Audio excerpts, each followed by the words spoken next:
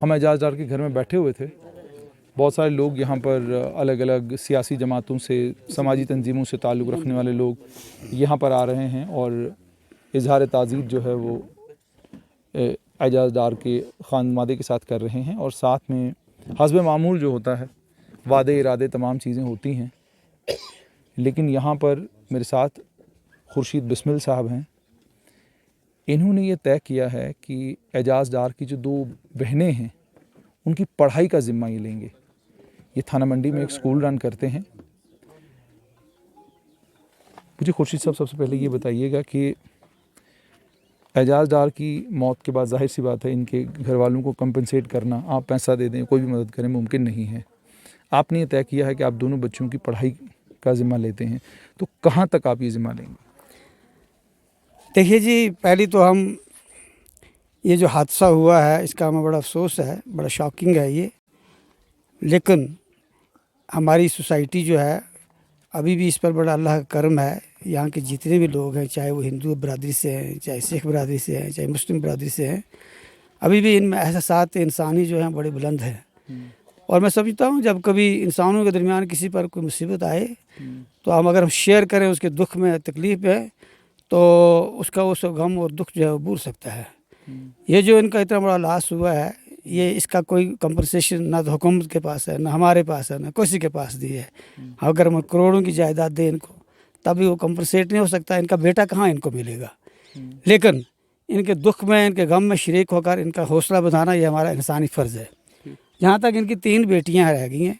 एक बेटी 12th पढ़ रही है, दूसरी शायद 10th पढ़ रही है और एक 9th पढ़ रही है। मैं यहाँ की ज़िम्मेदारी, तालीमी ज़िम्मेदारी तकरीबन 50 साल से मुस्लिम एजुकेशन ट्रस्ट की तरफ से दे रहा हूँ। और अल्लाह के फजल से ऐसे कई यतीम बच्चे जो है मेरे पास पढ़ रहे हैं इस वक्त। ये मेरे लोग साथी जो यहाँ पर वो जानते हैं। तो मैं समझता हूँ कि ये मेरी खुशनसीबी होगी जो ये 2 बच्चियाँ हैं। एक चूँकि हम उसको चाहते हैं उसका जॉब मिल जाए और हम हुकूमत से रिक्वेस्ट करते हैं कि उसको जॉब दिया जाए ताकि घर में कोई एक अर्निंग हैंड बनना चाहिए। दूसरी 2 जो बच्चियाँ हैं, जहाँ तक उनका शौक़ है, क्योंकि पढ़ना तो उनको है, बाकी जो उनका माली इसमें एक्सपेंसेस है वो कोई मसला नहीं है। इंशाअल्लाह मुस्लिम एजुकेशन ट्रस्ट की तरफ से और मैं ज़ाती तौर पर भी उसकी मदद करूँगा इनको। जहाँ तक ये पढ़ सकती हैं हम इनके साथ रहेंगे इंशाअल्लाह।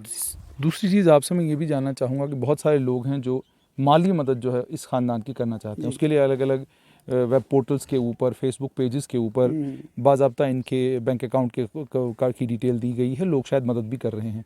आप इस तरह की मदद को किस तरीके से देखते हैं और क्या आप ये समझते हैं कि ये माली मदद जो है वो काम कर पाएगी जो काम, जैसा आप कह रहे हैं कि इनकी बच्ची को अगर बैंक में नौकरी मिलती है, कहीं और नौकरी मिलती है, उससे जो मदद जॉब तो इसको मिलना ही चाहिए और गवर्नमेंट को कंपनसेट इस तरह से करना ही चाहिए। जॉब एक बच्ची को तो मिलना ही चाहिए। और वाकई किसी ने कहा ये PSO VSO इस तरह की चीज़ नहीं होनी चाहिए। बड़ी रिस्पेक्टेड जॉब उसको मिलनी चाहिए, कहीं बैंक में मिले और बड़े अच्छी तरीके से। मैं ये भी रिक्वेस्ट करूँगा बच्ची से कि वो आप, क्योंकि 12th पढ़ रही है, साइंस स्टूडेंट है, वो अपनी तालीम भी जारी रखे। गवर्नमेंट से हम रिक्वेस्ट करेंगे कि उसको जॉब मिलना ही चाहिए। बाकी अगर लोग अनोनिमसली यहाँ मिसाल तौर पर बैंकों में अकाउंट्स आए हैं और हमने भी रिक्वेस्ट की है, अपील की है, सोशल मीडिया में की है।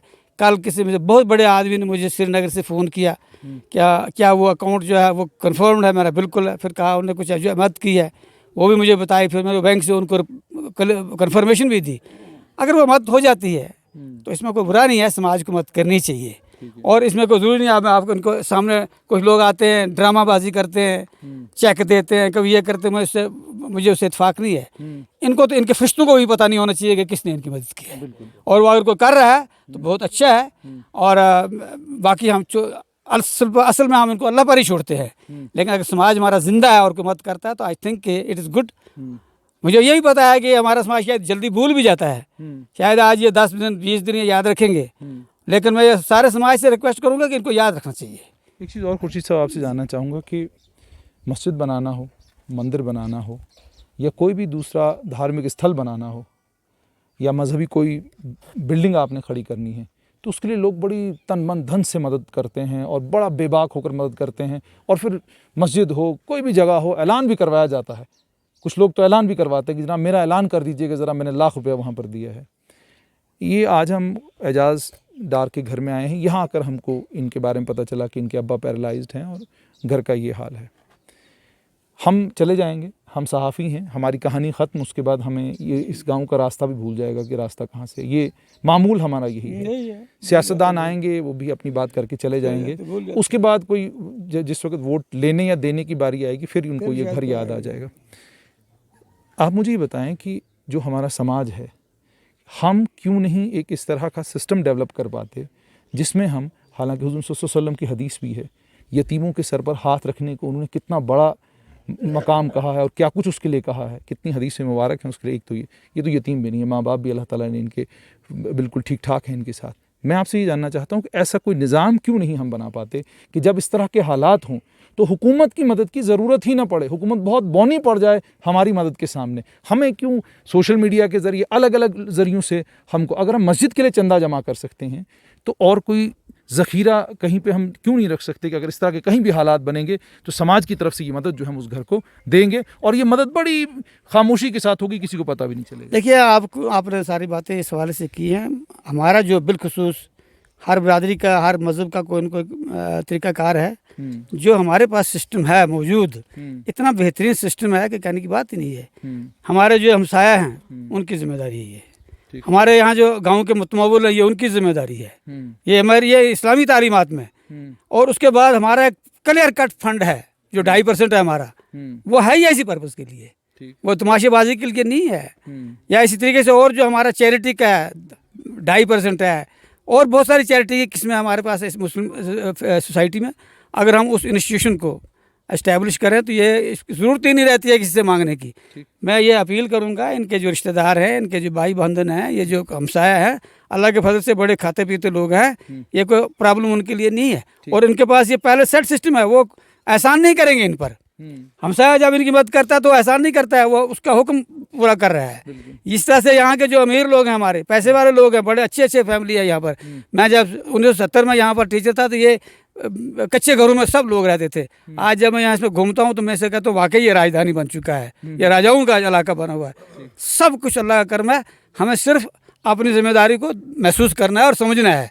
इस्लामी तालीमात अल्लाह के फजल से यहाँ पर सब लोग इस्लामी तालीमात से वाकिफ़ है, मदरसे हैं यहाँ पर, मस्जिदें हैं, और इनको पता है, मुझे पता है कि ये इंशाअल्लाह अपनी ज़िम्मेदारी को निभाएंगे। बहुत बहुत शुक्रिया।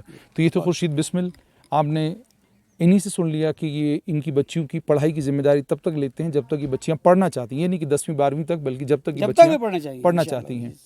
उम्मीद और तवक्का तो यही होगी कि जो आप लोग मदद कर रहे हैं वो आपकी मदद तो इन तक पहुँच ही रही है, लेकिन दूसरी सबसे बड़ी मदद इनकी ये होगी कि इनके घर में कम से कम किसी एक बच्ची को जो है, अगर बैंक में मुलाजमत मिलती है, कहीं ऐसी किसी ऐसी जगह मुलाजमत मिलती है जिससे वो पूरे घर की देख रेख कर सके।